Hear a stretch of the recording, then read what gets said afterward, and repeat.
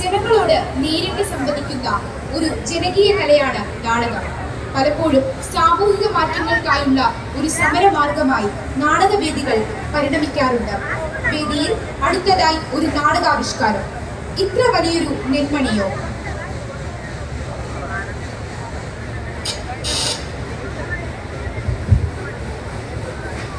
പ്രിയ സദസ്യരെ, വിശ്വവിഖ്യാത Russian എഴുത്തുകാരനും ചിന്തകനുമാണ് Leo Tolstoy.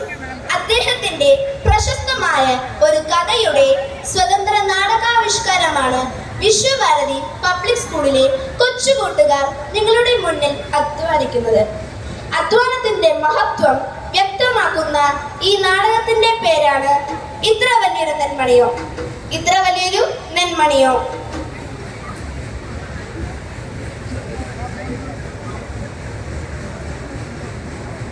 രാജാതിരാജൻ രാജമാർത്താണ്ഡൻ വീരശൂര പരാക്രമി കൊക്കോദണ്ഡൻ രാജന് താ എഴുന്നള്ളുന്നു.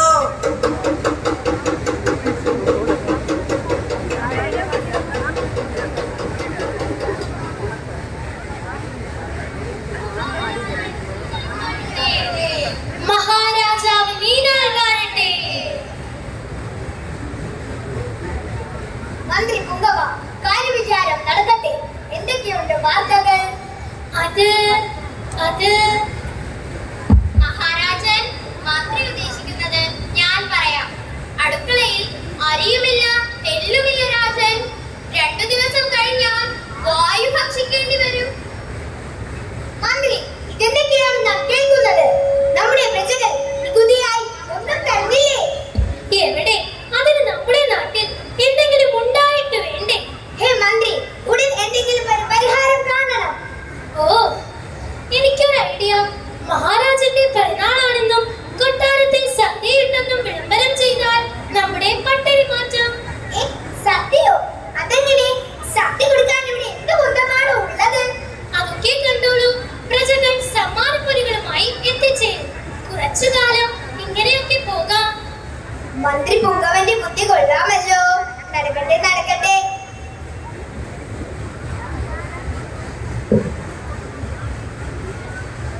മഹാജനങ്ങളെ, രാജാതിരാജൻ രാജമാർത്താണ്ഡൻ വീരശൂര പരാക്രമി കൊക്കോദണ്ഡൻ രാജൻ അറിയിക്കുന്നത് എന്തെന്നാൽ, ഇന്നേക്ക് 2-ാം പക്കം രാജന്റെ ജന്മദിനത്തിൽ അന്നദാനം, ഗോദാനം, ഭൂദാനം എന്നിവ ഉണ്ടായിരിക്കുന്നതാണ്. രാജരാജനുള്ള സമ്മാനങ്ങളുമായി വന്ന് പ്രജകൾക്ക് ആഘോഷങ്ങളിൽ പങ്കെടുക്കാം. മന്ത്രി, ഇത് നടപ്പിലാകുമോ? അതൊക്കെ കണ്ടോളൂ. പ്രജകൾ സമ്മാനപ്പൊതികളുമായി ഇപ്പോൾ കൂട്ടത്തോടെ എത്തിച്ചേരും.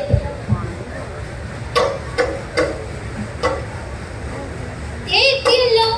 Mineral water, mobile phone, toothbrush. Mineral water, mobile phone, toothpaste. Hey മന്ത്രി, ഇതാണോ തന്റെ ബുദ്ധി? നമ്മുടെ രാജ്യത്ത് വിശപ്പടക്കാനുള്ള ഒന്നും ഉണ്ടാകുന്നില്ലേ? എത്തിയല്ലോ അടുത്ത പൊതി. അയ്യോ, ബോംബ് ബോംബ്. ആരുടെ? അയാളെ തുറന്നു കാണിക്കൂ. അയ്യോ മഹാരാജാവേ, ഇത് ബോംബൊന്നുമല്ല, മണ്ണ് കിളച്ചപ്പോൾ കിട്ടിയതാണ്. മന്ത്രി, ഇത് കൂടുതൽ പരിശോധനയ്ക്ക് വിധേയമാക്കൂ. ഇത് ഉറുമ്പ് തിന്നിട്ടുണ്ടല്ലോ. ഇതൊരു ധാന്യമല്ലേ? ധാന്യമോ? എന്തു ധാന്യമാണ്? നമ്മുടെ നാട്ടിലെ ഏറ്റവും പ്രായം കൂടിയ കൃഷിക്കാരോട് ചോദിക്കാം. നമ്മുടെ നാട്ടിലെ ഏറ്റവും പ്രായം കൂടിയ കൃഷിക്കാരനെ ഹാജരാക്കട്ടെ.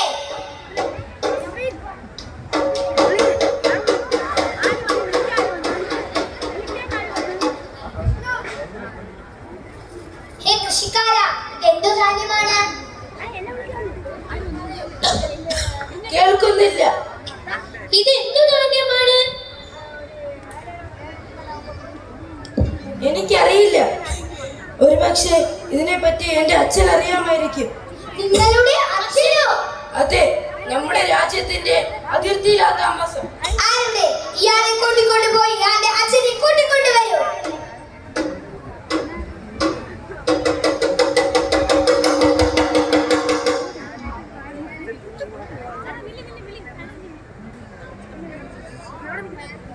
ഇതെന്തു ധാന്യമാണ്? ചെവി കേൾക്കാം.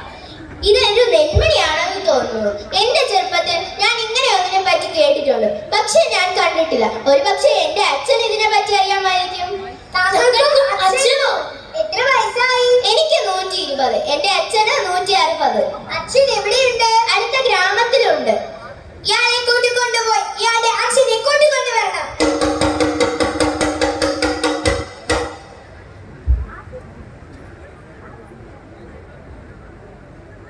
നിങ്ങൾക്ക് പ്രായം എത്ര? ഈ ചിഹ്നത്തിൽ 160. ഈ പ്രായത്തിലും ഇത്രയും ആരോഗ്യമോ? ഞങ്ങൾ കഠിനമായി അധ്വാനിക്കുന്നവരാണ്. എന്താവോ വരാൻ പറഞ്ഞത്? ഇത് എന്തു നാണ്യമാണ്? ഇത് നമ്മുടെ കല്ലടിക്കോണം നെന്മണിയല്ലേ? നെന്മണിയോ? ഇത്ര വലുപ്പമോ? ഇത് എവിടെയുണ്ടായിരുന്നു? ഞങ്ങൾ കൃഷി ചെയ്തിരുന്നത് ഇത്തരം നെന്മണികളായിരുന്നു. ഞങ്ങളെല്ലാം നല്ല അധ്വാനികളായിരുന്നു. നാട്ടിലെല്ലാവരും കൃഷി ചെയ്യും. വഴക്കില്ല, പിണക്കമില്ല. പിന്നെങ്ങനെയാണ് നെന്മണി ചെറുതായത്? പിന്നെ അധ്വാനികൾ കുറഞ്ഞു, ആർത്തി കൂടി, ഭക്ഷണം തികയാതെ വന്നപ്പോൾ നാട് മുടിഞ്ഞു. മാന്യമിത്രമേ, നമ്മുടെ രാജ്യത്തെ രക്ഷിക്കാൻ ഒരു മാർഗം പറഞ്ഞു തരൂ. എല്ലാവരും അധ്വാനിക്കുക. ആവശ്യത്തിന് വേണ്ടത് കൃഷി ചെയ്തുണ്ടാക്കുക. അതുമാത്രം മതി. എന്നാൽ നാട് മുഴുവൻ വിളംബരം ചെയ്യട്ടെ. എല്ലായിടത്തും കൃഷി ആരംഭിക്കട്ടെ. നാം മുമ്പിനായി ഇറങ്ങുകയാണ്.